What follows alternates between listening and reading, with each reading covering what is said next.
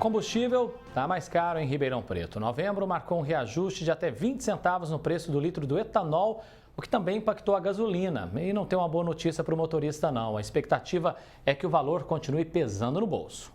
O motorista já está sentindo um aumento no preço dos combustíveis direto na bomba. Desta vez foi o etanol que impulsionou os valores. O litro subiu até 20 centavos em postos de Ribeirão Preto. Consequentemente, o preço da gasolina também aumentou. Neste posto de combustíveis, no Campos Elíseos, na Zona Norte, os reajustes começaram no início de novembro. O litro do etanol subiu 20 centavos, enquanto a gasolina comum e a aditivada tiveram um aumento de 10 centavos. O resultado foi uma queda drástica no movimento do posto. E quem precisa abastecer o veículo está tendo que pesquisar bastante. Cada dia é mais difícil, a gente tem que andar pisando daquele jeito, de mansinho, que não dá. Antes a gente misturava a gasolina com álcool, mas nem está adiantando, porque a gasolina está por álcool.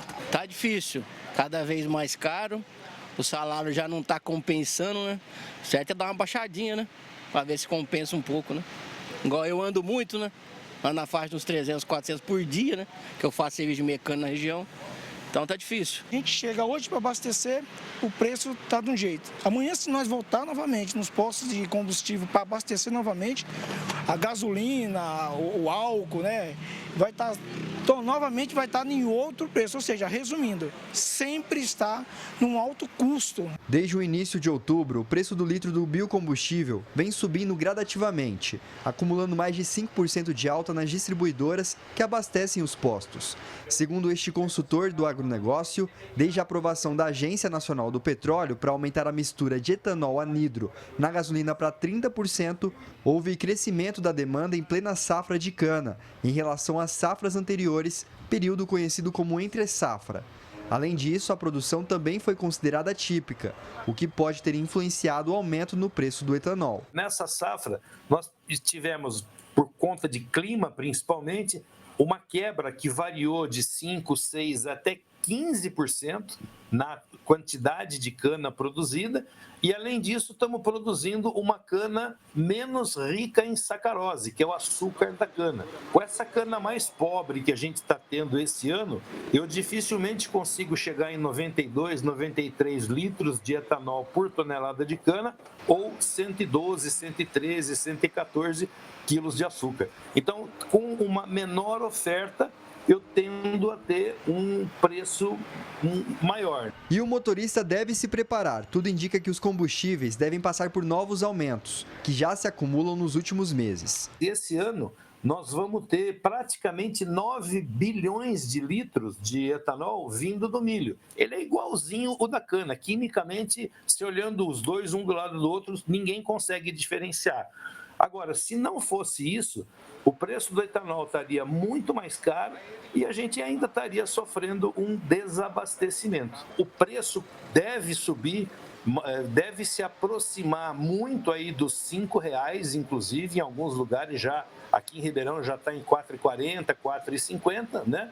Mas o que acontece? Com a geração dos veículos flex, quando o preço do etanol sobe demais, o pessoal começa a migrar para a gasolina. Para o consumidor, a recomendação continua sendo comparar bem os preços entre os postos. Se o litro do etanol estiver custando até 70% do valor da gasolina, compensa abastecer com etanol no caso dos carros flex. Também vale ficar atento a preços muito abaixo da média, que podem não compensar. Quando a oferta é vantajosa demais, sempre é bom desconfiar. A única forma que o consumidor tem de se defender ou se proteger disso é fazendo 3 coisas: pesquisar, pesquisar e pesquisar. Em 50 centavos por litro de diferença é muita coisa. Tem que pesquisar e onde está mais caro tem que boicotar mesmo, não tem outro jeito. Aí é mercado, né? Edson Ferreira para o Jornal da Clube. Vamos seguir falando sobre esse assunto agora com José Rita Moreira, consultor econômico. Zé Rita, bem-vindo aqui com a gente mais uma vez. Qual que é o peso real da elevação dessa mistura do etanol anidro na gasolina para 30% sobre os preços finais para nós consumidores? Zé, boa tarde. Boa tarde, André. Boa tarde a todos que nos acompanham. Pois é, André, o objetivo original seria privilegiar um combustível biodegradável, alguma coisa mais com apelo ecológico importante, né? Sair um pouco dos fósseis e permitir também que priorizasse a indústria local aqui, que a gente pudesse ter uma venda maior, né? Na prática, isso significa um aumento, por exemplo, de 11% a mais de etanol que deveria ser produzido para poder abastecer, né, a mesma quantidade de veículos. Mas na prática a gente vê que fatores outros acabam interferindo diretamente, como a questão de tributação, como a questão de margens dos postos, como a questão das distribuidoras, e, enfim, tem uma série de componentes aí que acaba não chegando na ponta final efetivamente o benefício, né?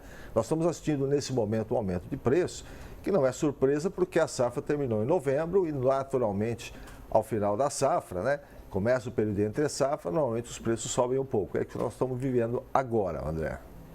Zé, e em que medida a oscilação dos preços internacionais do petróleo afeta também o preço da nossa gasolina aqui?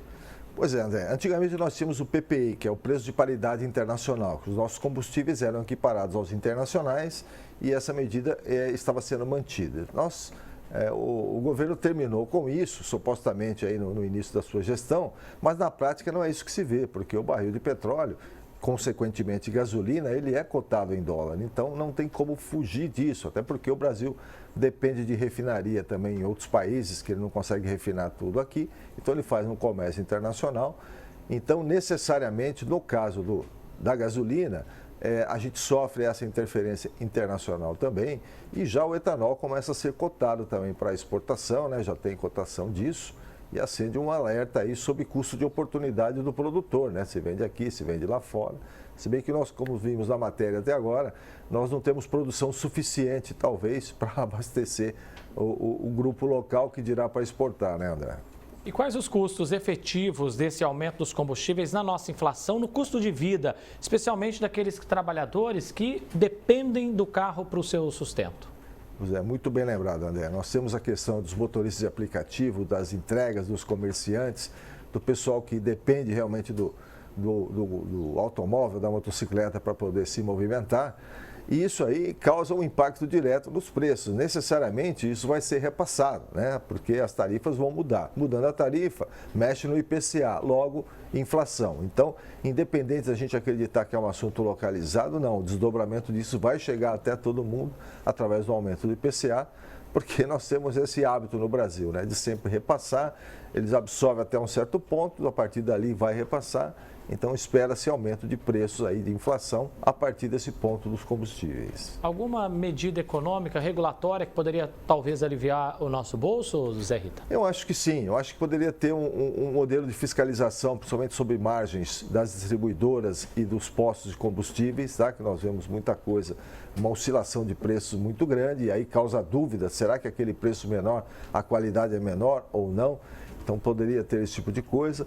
Acho que até que deveria ter um programa de benefício para essas pessoas que exclusivamente trabalham com seus veículos para trabalhar, alguma coisa beneficiada, alguma coisa não sei, um subsídio talvez para esse povo, para resolver a vida deles e também não causar impacto na inflação. Então, basicamente, acho que isso poderia ser feito e seriedade, né? Hoje a gente tem uma dúvida muito grande, como eu disse, sobre... o preço está muito bom, será que a qualidade é boa? Eu costumo fazer o seguinte, André, abasteço sempre no mesmo local e a mesma quantidade e vejo qual é o desempenho do automóvel. Acho que a melhor forma de você ver a qualidade do produto, se é boa ou não, né? E aí pega a nota fiscal, que é um comprovante que você tem se quiser reclamar alguma coisa. José Rita Moreira é consultor econômico, participou ao vivo aqui com a gente. Um grande abraço, Zé, e até a próxima oportunidade. Muito obrigado, André. Forte abraço.